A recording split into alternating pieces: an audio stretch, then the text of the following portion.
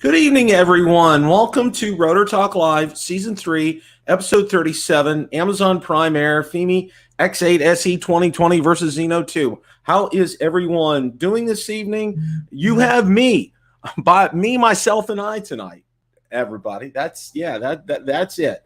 Hope everybody's doing well. We had a good day today. The weather was unbelievably hot and gross and disgusting, but we're here. We're hanging through it. So, got a lot to talk about tonight. Got a lot to cover. Again, our wishes are with, our thoughts and prayers, first and foremost, are with those that were in the path of Hurricane Laura. There was a lot of devastation wreaked through mostly Louisiana, western and central Louisiana. Please pray for them. Pray that, they can get the funds they need to start recovery. There was some loss of life, unfortunately, and our hearts and prayers and thoughts go out to all of them. So that's where we're at with that. Hope you all are doing well this evening. Johnny Drone Flyer, welcome. Ray Kelly, Steve Mack, Albuquerque Quadcopter. I hope you guys are doing great. Got a lot going on here. It seems like right now, it doesn't seem like there's a lot going on in the drone world, where there actually is a lot going on right now. It's not like, as far as new drones are concerned, not yet. And, that'll probably come later on this year. But like I said, we still got a lot to talk about tonight. All right. I want to get to some, news and updates here. With everybody. Now, the first thing that I want to share, Stephen Ewing, welcome, Big Country. Michael Wright's here. Marcus is here. Marcus, good to see you in the chat. First thing we're going to talk about tonight, it's really kind of a very interesting, if you will, story. It's something, it's not really drone related, but kind of drone related. So, and I wanted to share this with you guys. And I heard about this on the news tonight, and I didn't believe my ears when I heard it. Pilot reports seeing man with jetpack and flight path at LAX. I'm going to go ahead and play this because you actually have the conversation with the pilots on here. So let's go ahead and listen to this clip here. Flight crews report what, quote, appeared to be a man in a jetpack as they prepared to land at LAX. The pilot sounded quite certain, as you can hear for yourself. Tower, American 1997. We just passed a guy in a jetpack. American 1997, okay. Thank you. Were they up to your left side or right side? Off the left side, maybe 300 yards or so, off our altitude. Okay, American 1997. That's right. Sunday evening on final approach to LAX, an American Airlines pilot reports, quote, a guy in a jetpack. A second pilot, believed to be a SkyWest flight, confirms a third pilot was on the lookout. We just saw the guy pass by his jetpack. JetBlue 23, he's captain. Person in the jetpack reported 300 yards south of the LA final at about 3,000 feet, 10-mile final. Yeah, but 23, we're hurt. You're definitely looking. You believe the pilot? Absolutely, I believe the pilot. There's no question in my mind that American pilot was very definitive about what he saw out his window. Retired pilot and aviation safety expert Steve Cowell says this could be a misguided stunt. Even the most technologically advanced jetpacks, can only fly very briefly. So it's possible this person may have gone up and then come down and then driven away. We've all seen images of jetpacks, typically used for fun, over water for tourists, but not too high off the ground.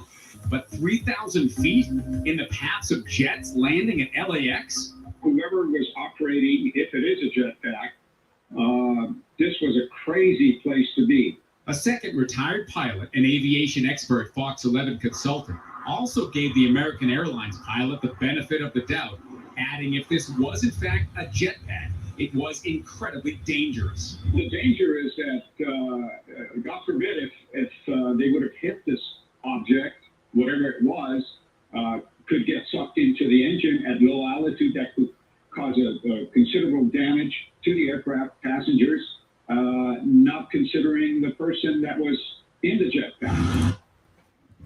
Okay. Yeah, you're kind of like me. I was, well, the first thought that came to my mind, I was thinking, what's Tony Stark doing there? Okay.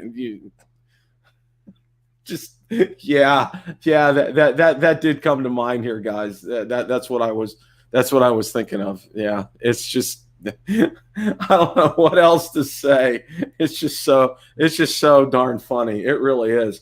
Iron Man, Tony Stark coming soon. Yeah, it's just it's like, what we're used to hearing stories about drones, at major airports, and pilots reporting seeing them and everything. But I mean, this was unmistakable. I mean, you heard that pilot; he was pretty clear and he was very coherent. So I think he's about 99.99% accurate with that.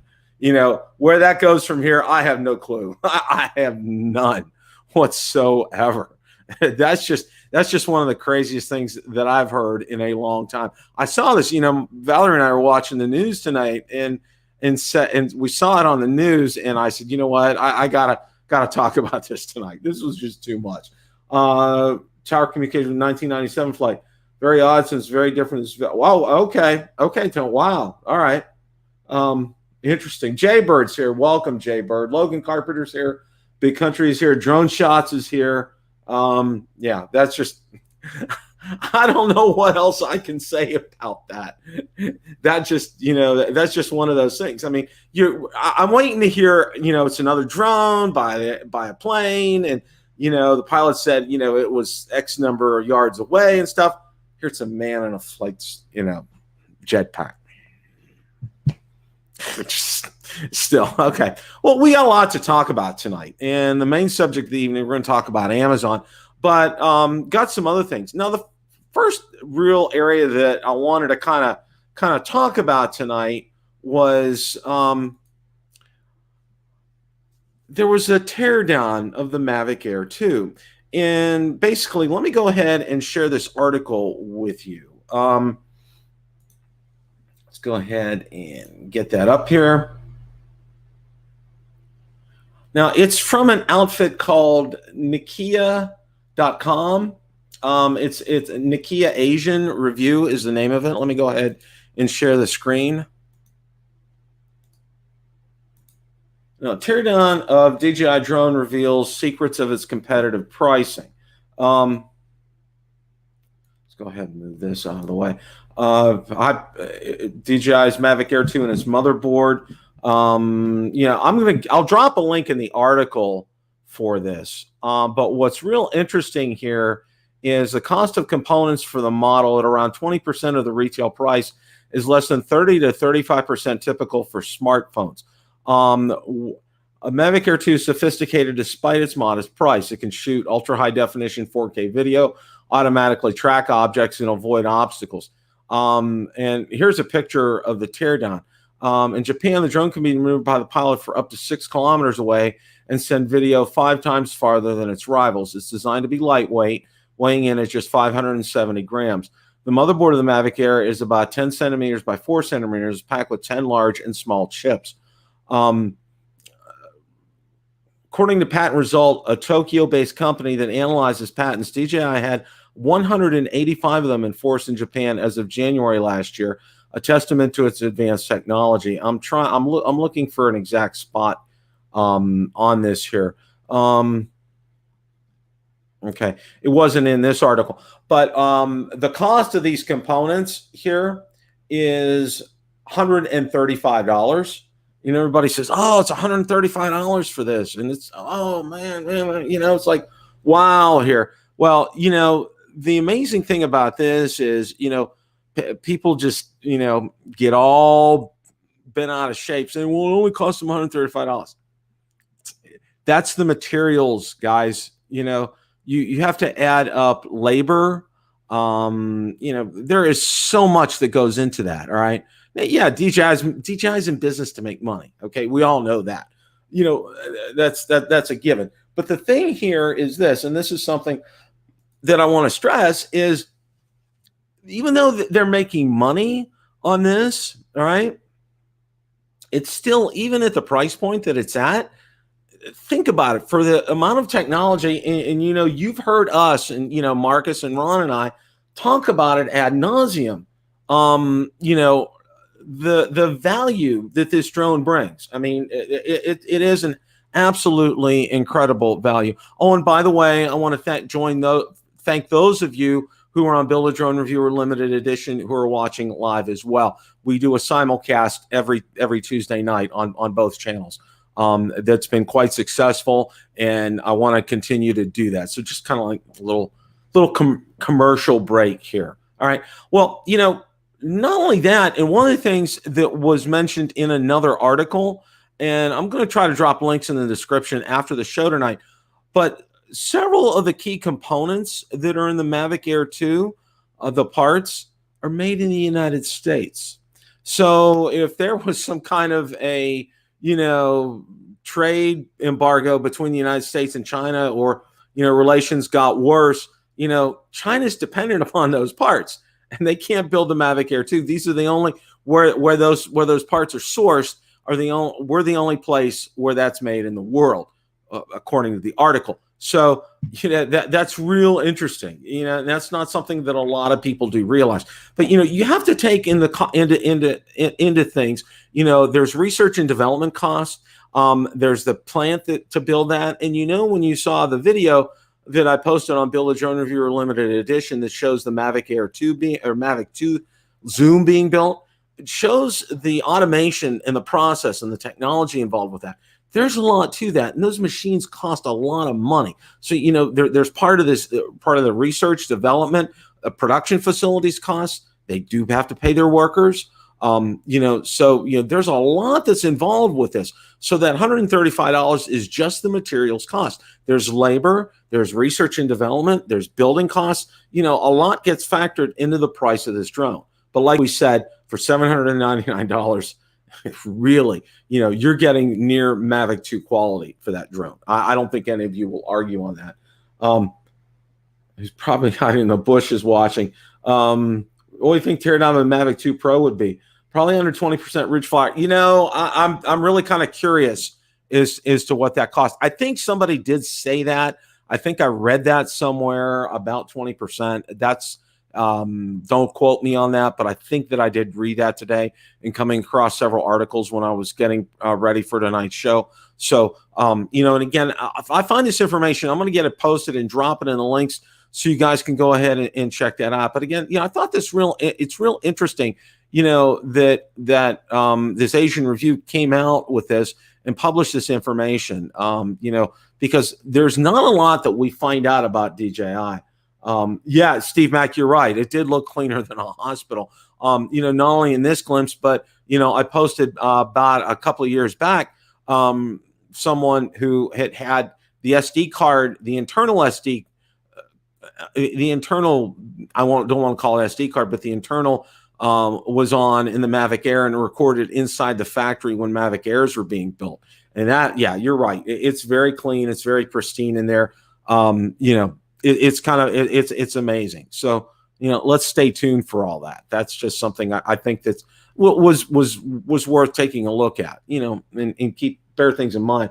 There are parts and build costs. There are fat development costs. We still don't have smart controller in Mavic Air 2. Leonard. Yeah, that's a good point, Leonard. It's coming. And I think part of the problem with that had nothing to do with hardware. It was all software. And a big part of that is getting that Android DJI Fly app on the smart controller. The smart controller is loaded with the DJI Go 4 app. And, how the two are going to talk and communicate, there's a lot involved with something like that. So it probably took a lot of development effort to get that done. I know, because I've been in IT for 30 years, formerly a developer, now in quality assurance testing. So yeah, I do get that. I do understand that. Moving on here. All right. I want to give you some updates regarding the Fimi X8 SE 2020. Now, I'm sure most of you have already seen, I got my replacement, and it came back fairly quickly, which I was very pleased about. And I've taken my first flight, and so far, so good. And I have another video coming up at the end of this week, so you guys can look out for that. One of the things that I wanted to talk about for a few minutes with everybody tonight is everybody's really amazed at how fast I got it back. And I've gotten quite a few comments, and they've been nice, but saying that I have some favor with Fimi because I got my drone back so fast. And well, let me kind of square things up here just so everybody understands here. I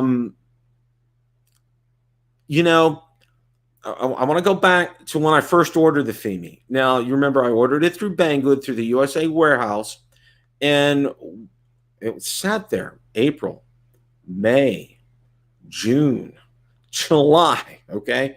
No change in the status. They sent me communications, it's not in stock and all this. So finally what I did was it showed in stock at the China warehouse. I reordered it, and sure enough, I got it in about 17 days, which I thought was fantastic for Banggood when I got the first one, the original unit. And everybody said, well, you got that replacement back. That was so fast. And that's because, you're doing this for Fimi. Let me clear up some things. And I want to make crystal clear about this because I've had several comments, and some of them were kind of terse. And I want to make sure of this. Number one, and this is really important, and I want everybody to understand this point. I paid for the drone, okay? In no way did Fimi or Banggood compensate me with this drone. This drone was bought and paid for by my own personal funds. Let's make completely crystal clear on that point, okay? Number two, okay, if I had favor with Fimi, you know what would have happened? I would have received that first drone right straight away, okay? I would have received that like nobody, as soon as it would have been announced, if I had such pull and favor with them. So, I kind of want to debunk some of this stuff. Here's the thing, okay? And I want to pass this on as some advice to everybody, okay? When you're dealing with Fimi, if you're having issues with them, all right? Number one, be polite with them. They are absolutely fantastic when you're polite with them, okay? I can't say enough about that. The old adage that Mr. Rogers said, be kind, be kind, be kind, okay? It really makes a big difference with them, okay? Because if you go nuclear on them, guys, you know what? They're going to shut you down in a heartbeat. And I don't care if it's here in the States or if it's over in China. They will shut you down, okay? Number two, when they ask you for information, give them everything they're asking for, okay? Everything. I took 6 pictures of it from all the sides. They wanted a close-up picture of the screws to see if it had been opened up, okay? And that's important because when you open that chassis up, it voids the warranty, so you don't have any warranty with that left, all right? I sent them those pictures. They also asked for the black box information, which is the flight logs, which I provided to them. I zipped the file and sent it to them. I also had a complete form to fill out, and it was red asterisk where I needed to fill this information in. I got all of that information to them. I also had to provide my original bill of sale from Banggood. I provided that to them. Give them everything that they're asking for, and also, my original, I put a link for my video that had the problem with it, all right, where they could see the problem, and it was very apparent what my problem was, okay? With the loss of signal, the disconnect, getting the message, fail safe return. It was very apparent. It was right there.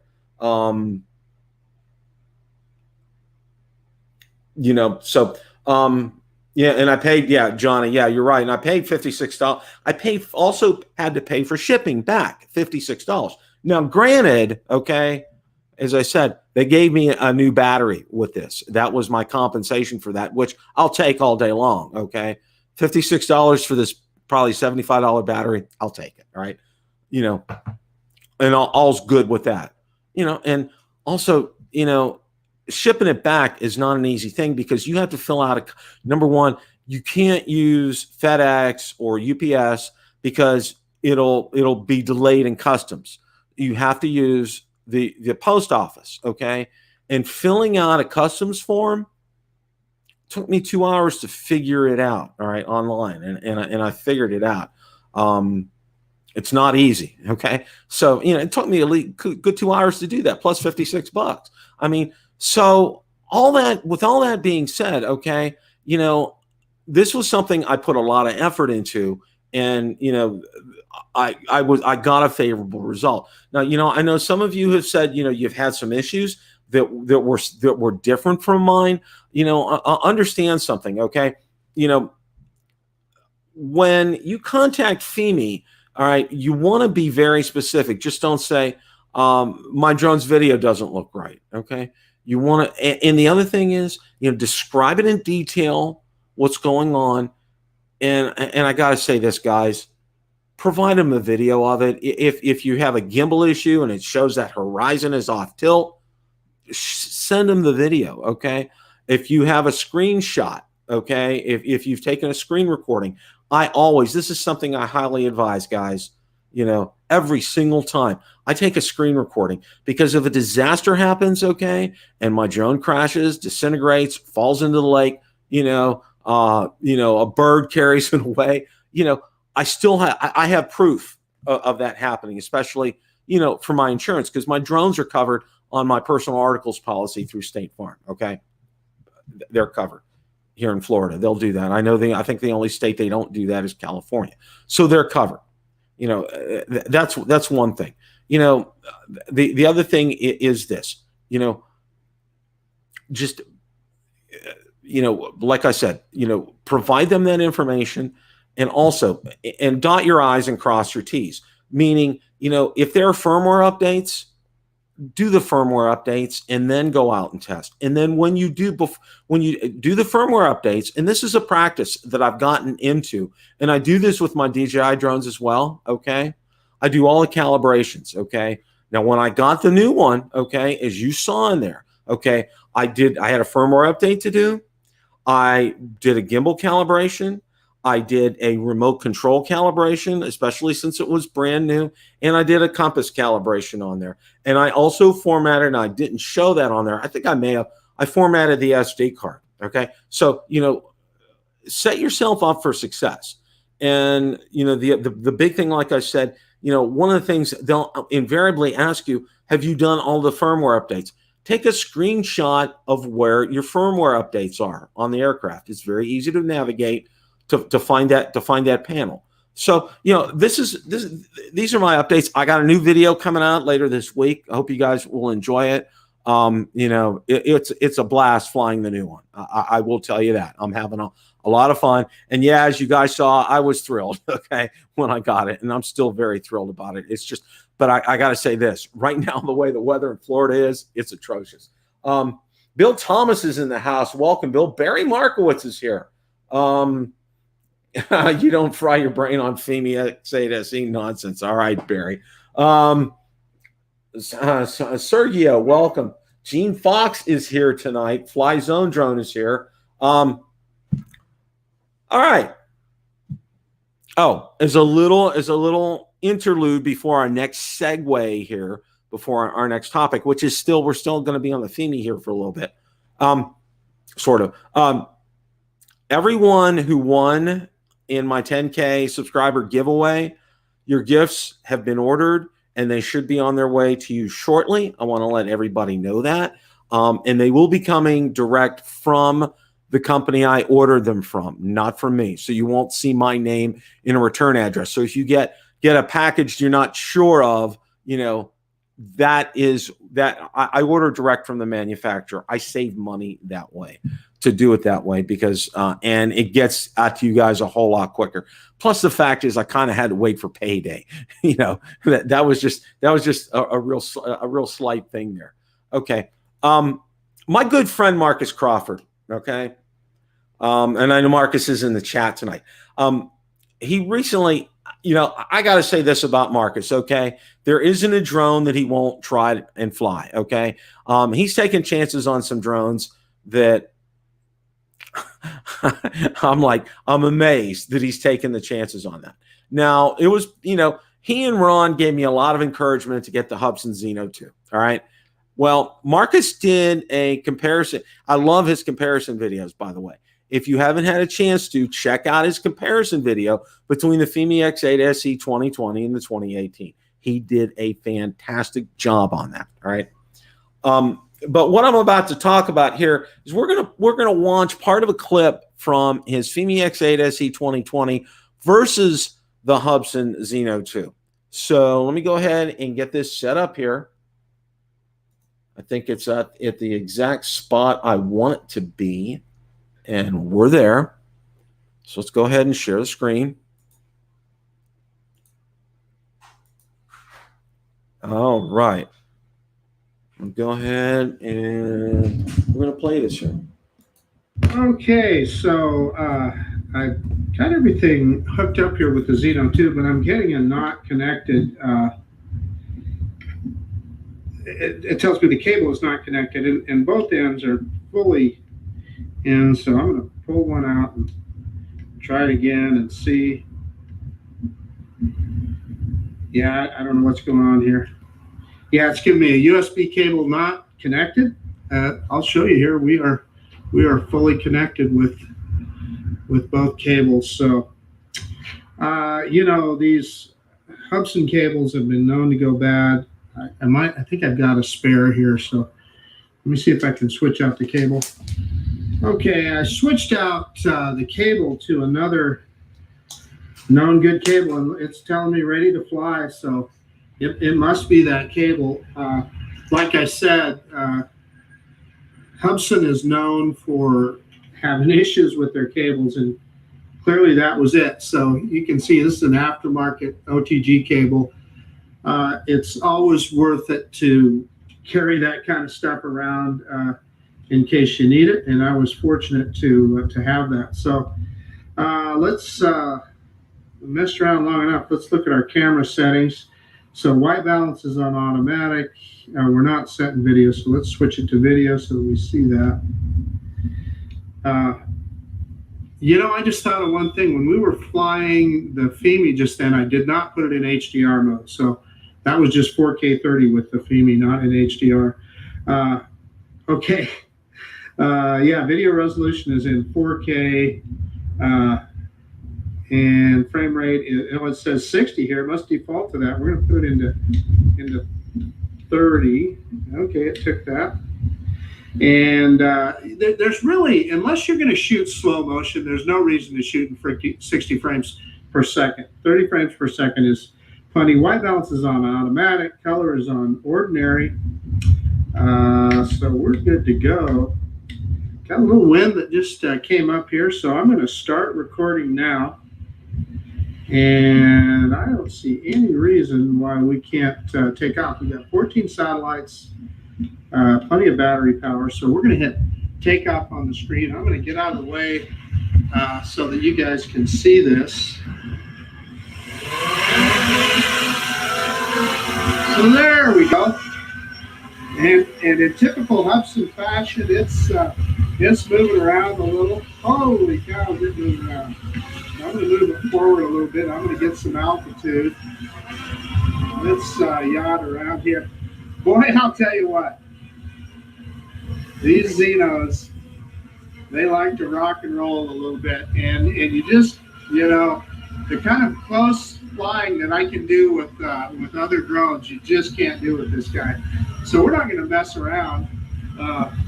That's good. I'm going to drop the gimbal down here just a little bit, and we're going to go reverse and up now. Got another bike coming through, so I'm going to get the drone out of the way. You can see where we're at here.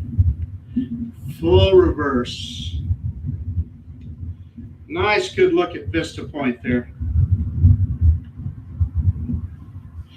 And we are up about 23 meters high. Let's get some altitude here.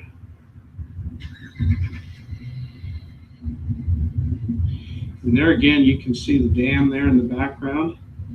Well, I'll tell you what, it sure looks good. And you know, we've got all the settings in automatic, and I could see it kind of change there as we came up.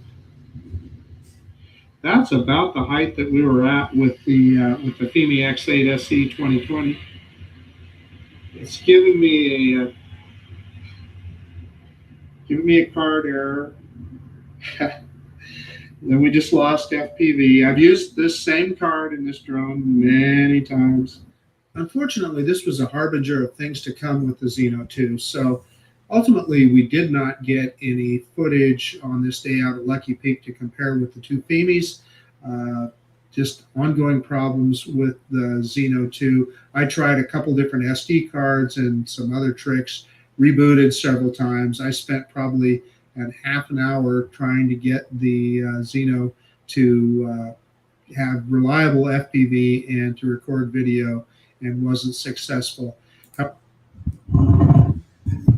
I got a feel for Marcus, because I know, folks, I know, Marcus, I know you put the effort into it. Absolutely there, okay? You guys get a chance to, I'll definitely be dropping the link for that video in there. The Fimi video is outstanding. So, you know, do watch it for that. You know, the spoiler alert was the Zino 2 just, it was just, you know, I have to say this. It seems like Marcus and Ron got two different Zino 2s, okay? You know, Ron has not experienced the kind of problems that Marcus has. And I think Marcus would agree with me. You know, yeah, he does, RP guy. He sure does. I would love to get up there to fly sometime with him. You know, even though, you know, Ron has gotten some great video with it, and he has not had the wobbliness on takeoff and things, but as you saw right there, Marcus has been, I mean, he's been flying the Zino 2. He's flown it quite a bit. And look at the issues there, okay? Just, you know, you know, first of all, the cable issue. And how long has he had the Zino 2? What, 3 months? Okay, cables should not be going out in 3 months. And thank goodness he's prepared, and it's good advice for everybody. Have backups when you're, you know, for me flying, you know, right now I'm at home. So I always have all my backup, you know, gear is here. So, you know, it's like a walk inside and I can switch out a cable or something. But for Marcus, you know, he's away from home. He's smart. He carries extra things with him. And that's something I always recommend for you guys to do that all the time. You know, carry extra cables with you. You know, just, you know, things that you might need, carry backups of. That's, you know, I can't say that enough.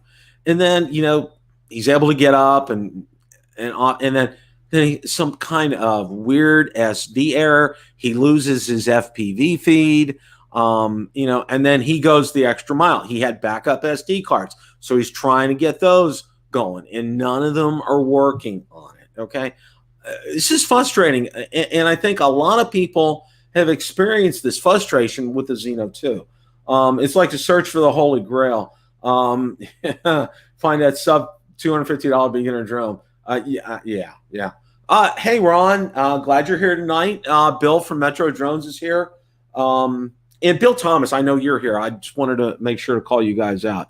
I hope you guys are doing well tonight. You know, and that's why, you know, I'm saying, you know, why would you want to buy a drone like that? All right. You know, Marcus's quest for the sub $250 or sub $300 drone, decent drone, continues, and I give him a lot of credit. He's on, as Stephen Ewing said, I think he's on the Holy Grail to try to find that drone. And I got to give Marcus a lot of credit because he's tried a lot of drones. So kudos to you, Marcus, for that effort. But you know, as far as here's a point of reference for you guys. Okay, I don't have volume and sales figures for these companies like Hubsan or Fimi or anything, but I can tell you this, all right? My Fimi groups probably are getting close to 1,600 in the group right now.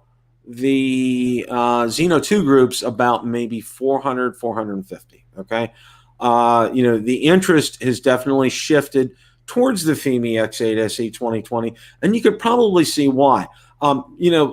The other thing about the Zino 2, and it's inherent, and it's not a software fix, it's a lens issue, is that gosh awful lens flare garbage that's in there. It's called the Diva. Okay, Ron. Okay, you guys need to clue me in on that. Send me a message, and because I want to check that out. That holy grail, the drone that's on the holy grail for everybody to use. It's just it's frustrating, because I know the effort that both Ron and Marcus have put in to the Zinos, both the Zino 1 and the Zino 2, and I think if I'm right, Marcus, and you can acknowledge this in the chat, that Zino 1, was probably a better drone than the Zino 2. They did ad nauseum firmware updates for the Zino 1. I mean, it was, you name it, they came out with it. And where it is now compared to where it was is like night and day. There's absolutely no difference, a big difference with that. But you expected the Zino 2 to start off there, and instead it's worse. Go figure. I absolutely do not know. Absolutely don't know. But yeah, you guys got to clue me in. I'm sorry, I didn't catch your show last night. I'm having it's the first week of the month at work. I got 2 major projects I'm working on, and it's like tonight after the show, it's lights out. I am literally wiped out. I barely get up in the morning when my alarm's going off now. So yeah, that's where things are at with that. Those of you that have Zino 2s, I feel for you guys. I really do. Ron got the one with a halo. Marcus got the one with a horn. Patrick, you're probably right. And it's just it's the luck of the draw. I don't know. Well, I'm crossing my fingers with my Fimi. I got another video coming out this week, so you guys need to stay tuned for that. It's gonna, I had some fun on the next flight, so you guys gonna watch that. One of the main thing that I wanted to talk about tonight is this Amazon Prime Air drone delivery. This kind of like, it's one of those things that just came right up. So what's the big deal about all this, Bill? And what's the big deal? Well, what I want to tell you what the big deal is this, okay? Now, what it means is, what the big deal is, the FAA approved this. Now, let me tell you this. What it is, what they approved was, it's called Part 135. And I'm going to read this to you here. I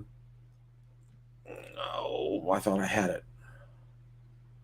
What is a Part 135 certificate? Operators of business aircraft that wish to conduct operations for compensation or hire are generally certified under Part 135 of the FARS. As a certificate holding entity, the operator must comply with a number of FAA requirements regarding areas such as flight operations, maintenance, and training. Okay. Now, here's the thing. It says you work with your local FSDO to get a Part 135 certificate. It requires multiple meetings at the FSDO to work your way through a flow chart of activities. Although I've heard of people getting their single pilot Part 135 as quickly as 3 months. It took me 4 months. It takes other people years. Okay. So this process to get this Part 135, it's complex. It's not like passing your Part 107. Not at all. It's a complex. You have to prove to the FAA, you have to state your business case to them, and it is complex, cumbersome, tedious and time consuming and all of the above. Okay. First of all, now, let's get this clear. This is what the FAA has granted them. All right. Now, what I want to show you, want to go to next here, and I found this, and this is, okay. This is another article. It's on CNET here. Now, I'm going to let this commercial play, and then I'm going to go ahead and share this video with you. It actually shows, I can let the commercial play. I'm sorry about that. Oh, yeah.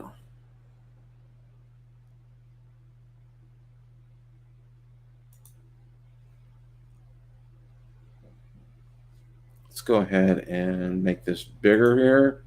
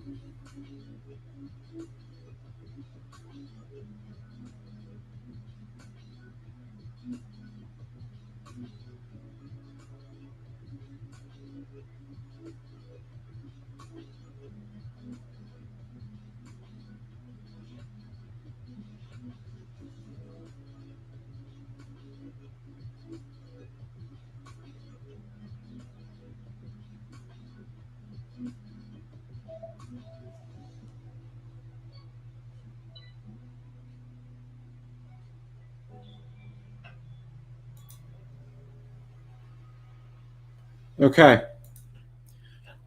Now, note some things on this, and I want to make sure everybody knows this here, and I got to shut this part off. Okay.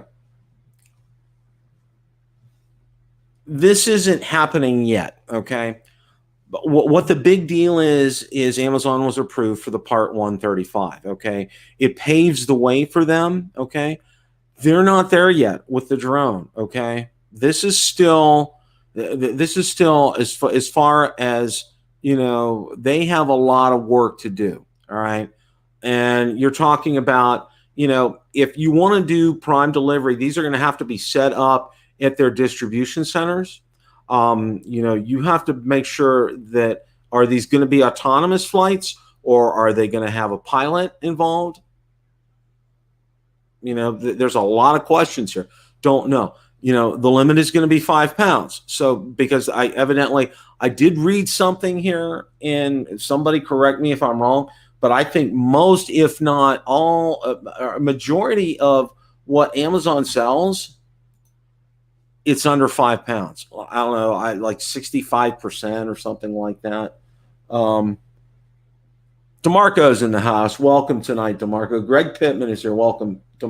Welcome. Michael Wright, I don't know if I saw you earlier or not, but welcome. So, most of what Amazon delivers is 5 pounds or less, okay?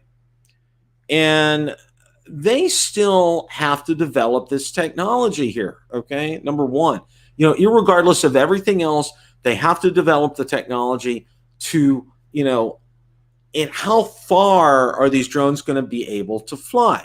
There are so many questions here, I do happen to live I'm probably less than 10 miles from one, and I'm probably about 25 miles from another distribution center, okay? Now, obviously, that one that's down there, that's 10 miles, are these drones going to have to fly 10 miles, 15 miles, 20 miles, to do this? And, where are they going to drop them off, okay? My porch is recessed and in and behind bushes and so forth, okay? Is it going to drop it off in the driveway? If it drops it off in the driveway and I don't see it when I'm coming home from work, I crush whatever Amazon's given. I mean, there's a lot of logistics here, and, a lot of people are, I don't want to necessarily say pushing the panic button, but getting a little getting excited about it. Okay. And it's okay to get excited about it, but don't get excited in a negative way. Okay. It is going to have an impact on all of us, hobbyists, professionals. It's going to make a difference. This is why, we were talking about it when we talked about remote ID. I hate to be a harbinger of the future, but we were talking about that this is why this was a forerunner. This was why the big push for remote ID was from the companies, was from Amazon and Bezos and UPS, wanting to do this, and are we going to have hundreds of drones in the sky at a time and parse out the airspace and everything? There's so many questions. Okay. This isn't going to happen by the end of the year. Okay. This isn't even probably going to be happen in 2021. All right. They're having to figure out remote ID. Remote ID hasn't even been figured out yet. So, my advice to everybody on this, exhale. Okay. Because nothing's happening right now, guys.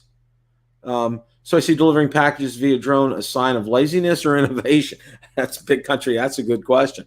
I'm thrilled. Let me put you this way. If I order from Amazon Fresh, I can usually get things there. As long as they have a window of delivery, I'll get it that day. All right.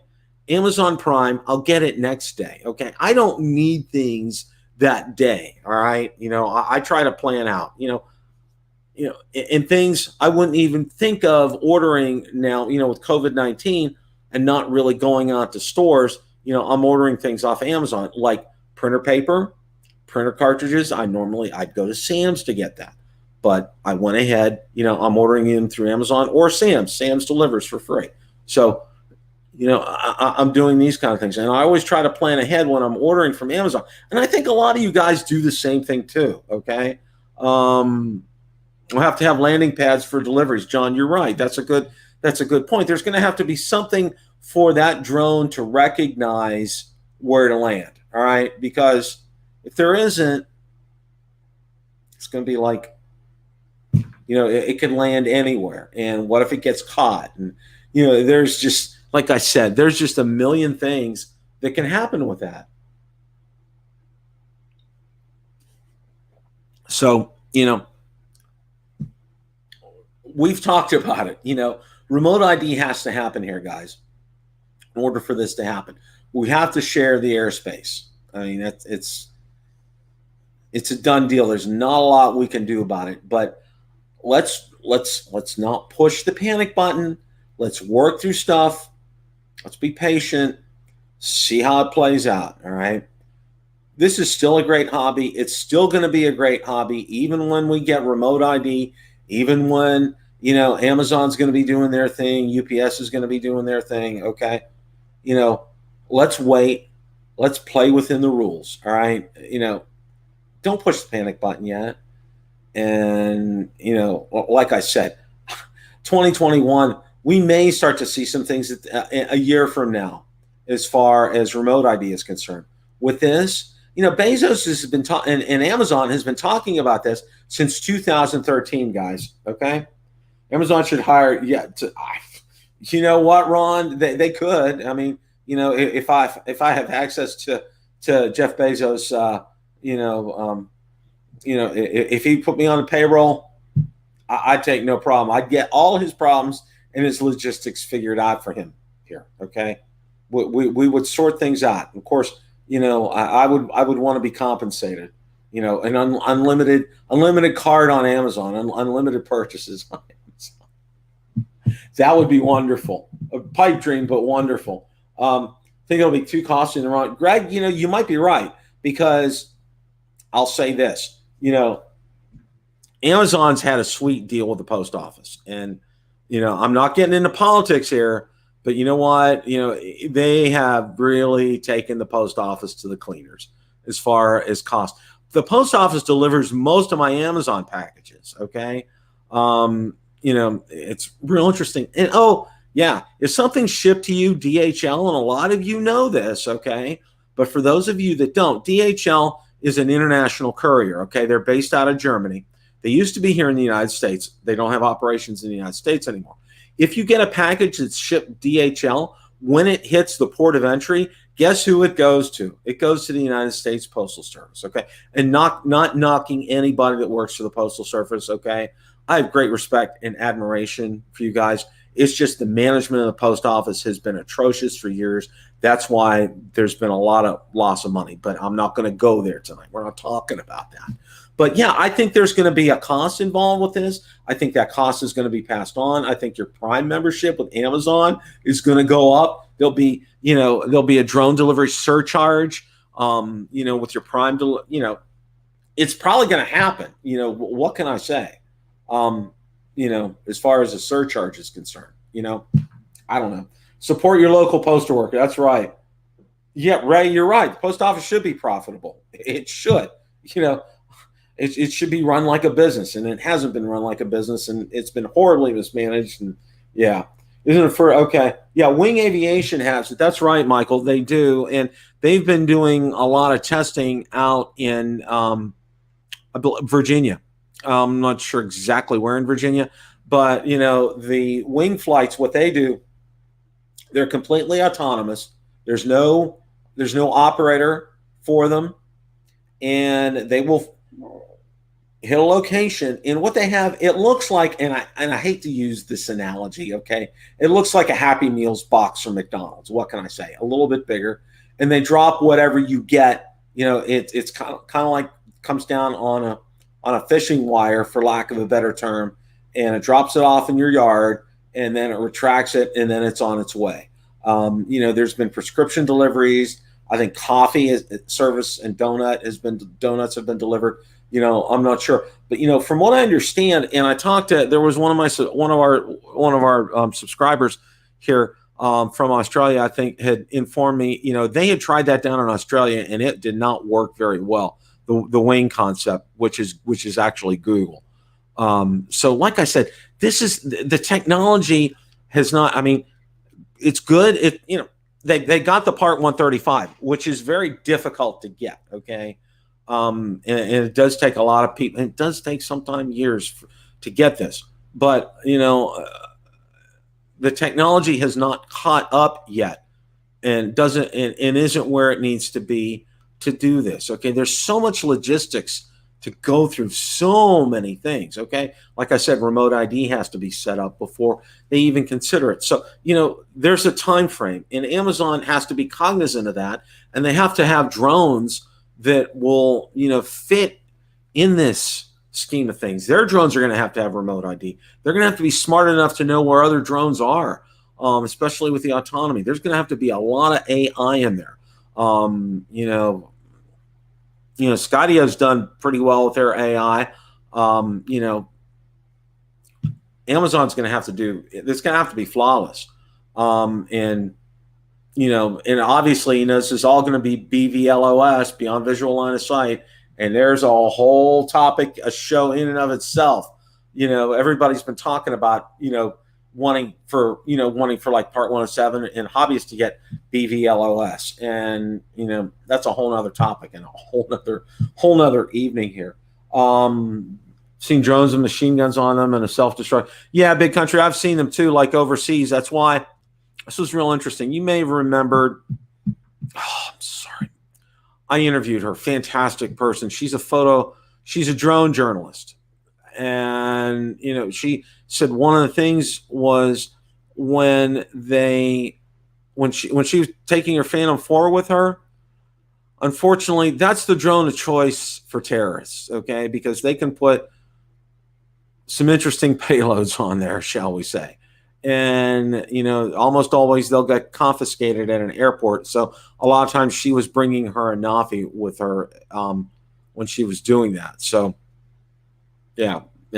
Well, where will the Amazon packages be dropped? I don't want to be running outside my Scooby-Doo pajamas to meet the drone. Steve Mack, that's a good question. It's like, if it's dropped on the driveway, like I said, and let's say it's dropped in the driveway during the middle of the day and I'm coming home from work and flatten that package, like a pancake, oops, it was a new drone. Sorry, you just ran over your new drone. Yeah, there are so many. There are more questions than answers at this point. All it really was the FAA has said, we've granted you your Part 135.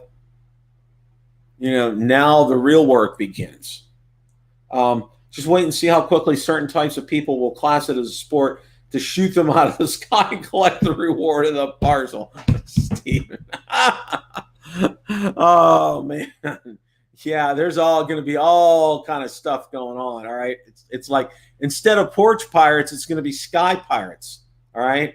Some people are going to try to, jazz up their existing drones to go after these Amazon drones, capture them, and get some parcels too. I mean, there's all kind of stuff that's going to go on, and that's why Amazon really needs to put some pen and paper to this and think through these scenarios. Because guys, I'll tell you what, if I was Jeff Bezos and I was talking to him and advising him about drones and whoever's in charge of drones, I'm going to say, look here, guys, you have to think outside the box. Okay. You got to think like some of how these bad actors would think and want to interrupt the service or do worse. So, you got to get a grease board and you got to write all the pros and cons down and just, think about stuff. There's a lot to it. There's an absolute. Get your ladders ready. They'll be cutting into Santa's job. How long? You're probably right. Yeah, those guys in the van sometimes, it's like with some of the deliveries, now most of the time, they'll do well. They'll put them out, they'll put them where they're supposed to. Sometimes it's like the old newspaper boy, tossing the package onto your porch.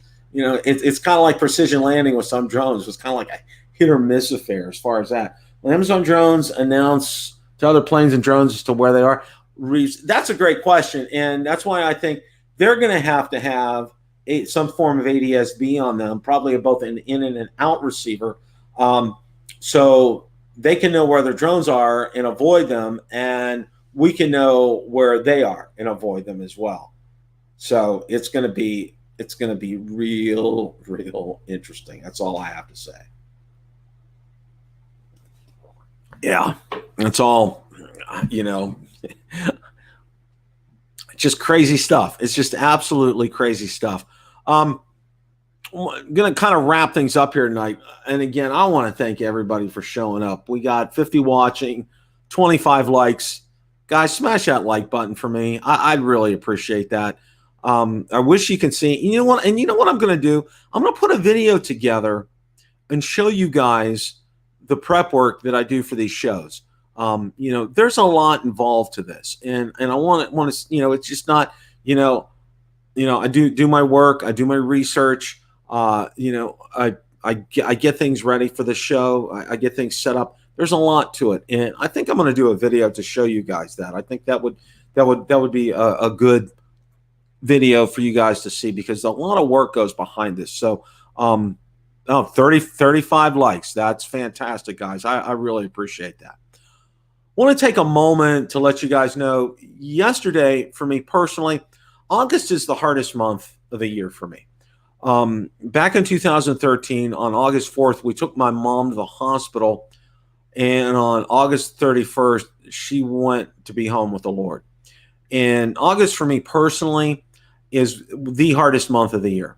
I lost my dad in November, and he had a protracted illness. It lasted about 8 months before he passed. We didn't expect this. We expected Mom to get out of the hospital, and she never did. And especially the 31st, it hits me kind of hard. Yesterday was a hard day for me. We had tried to get my kids to come down to see my mom before she passed, and we had her in at hospice. And I talked to the nurse there, and she said she's probably got a few days left, I would say. So yeah, your kids should be able to get down. And the 31st was a Saturday, and got a call at 1:30 in the afternoon that she had passed. My kids were en route from Ohio down to Florida, and they had changed planes, I think, in North Carolina.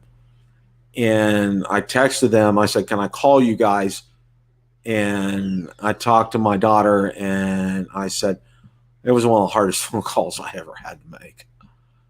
My kids were my heart and soul for both of my folks. They loved them. There was never a better grandparent-grandchild relationship than what my parents had with my kids.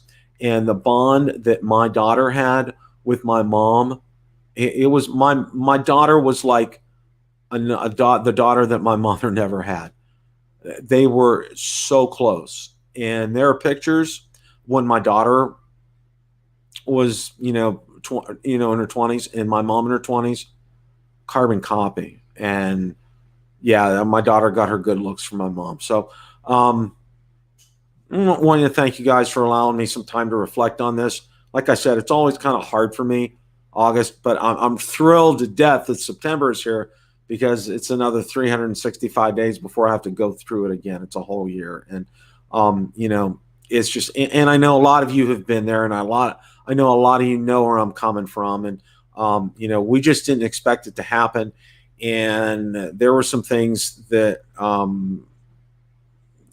I wish I could have addressed from a legal standpoint, but my hands were tied because of what goes on here in the state of Florida. So, well, enough of that. All right. Got a Fimi X8 SE 2020 video coming up this week. I'm going to get, like I said, I got a second RC car, guys. Going to do another review on that. All right. I had fun with the first one. We're going to have fun with the second one as well. Make sure to post a link to the owner's page, please. Lost my mom in February. Stephen, yeah, I agree. And I talked to my mom so much, and we had her move down with us. Last year, she lived with Valerie and I got to tell you, that was one of the best things in the world, Stephen. Absolutely. Make sure to post a link to the owner page. Okay, Big Country, I will. I'll post it. It will be in the comments section after the video, so be looking for that. Samuel, thank you for showing up tonight. Appreciate that. Reeves, yeah, thank you. Appreciate that. And Ray, yeah, she is. She really is. And I know she's has extra smile on her face because of her beautiful great granddaughter, which this grandfather is very anxious to see, and hope the COVID-19 mess we get this over with so we can get up to Ohio to see her, because we didn't get up to share her birthday this year, which really, it was a knife through the heart for both Valerie and I, because I can't tell you how much that precious little child means to me, and how much my kids mean to me as well. So, okay. Absolutely. Want to thank you guys. A Big Country, I'll get that posted to the Fimi X8 SE 2020 owners page, so you can have that link. Want to thank you all for showing up tonight. Really appreciate that. Thank you for the likes. 41 likes on the show tonight. That's great as well. Hope you guys have a great rest of your week. Shows coming up. We got Bill Thomas tomorrow night on Drone Therapy at 8:30 p.m. Please check out his show. Bill does a great show. Ron Brown is on his show, so you know it has to be a great show. Plus, Bill's on there as well. And he usually has a good panel. I think Koopy's on there, and John Koopy's fantastic. 9 o'clock, Original Dobo has his show. If you want to get a few laughs and multitask at the same time while you're watching Drone Therapy, please do so. Ken's a riot. He's an absolute total riot. Ken Herron is on Thursday nights. First Friday, Kelly Shores is probably going to be on, so make sure you watch Kelly. Spin Up's coming up. Hope you guys are registered for it. It's going to be online virtual. It's going to be fantastic. Make sure you guys are a part of that. I'm very much looking forward to it this year. Saturday, our buddy Art is on. I think 7 o'clock our time. Great show. Make sure you check that. Sunday, Drone Seekers International, our very own Mr. Marcus Crawford is on with some unbelievably awesome drone enthusiasts. Find out, it's a great show. Make sure you guys watch that. Mel is on Sunday evenings, I believe, at 7 o'clock Eastern. And Lloyd the Grumpy Vlogger is on Monday nights, and that precedes our very own Marcus Crawford and Ron Brown on Drone Nation Monday at 9 p.m. So those are the lineups for the shows. Make sure you catch them. Thank you guys so much for a great show this evening. Appreciate it. And as always, and I do mean always, it's a great day to fly. Hope everybody has a great rest of your evening. Take care.